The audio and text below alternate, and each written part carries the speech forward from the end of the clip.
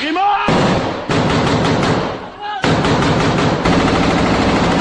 דוד, זה גבעון! רימון! תן לו, תן לו!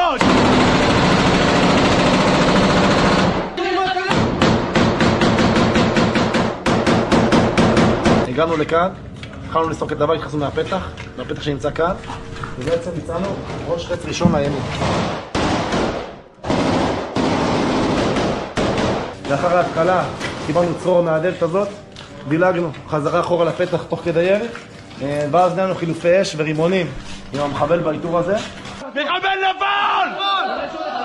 מחבל אחד! שגיב, אולי יש עוד אחד! שגיב, אולי יש עוד אחד! עוד מחבל? קיבלתי! מחבל שני!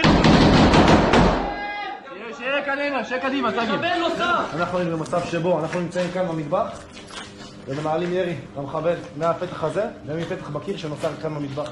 בסוף באקט המסיים של הדבר הזה נתנו הרבה רימונים לבית, נתנו הרבה ירי, נתנו לעשן ולאבק לשקוע, והאקט המסיים היה שחוליית חוד פתחה את הבית, המחבל היה שם חי, תפס ממש תקנה של נשק אחד הלוחמים. זה הגופה של המחבל הראשון, זאת הגופה של המחבל השני, סך הכל 2 מחבלים הרוגים.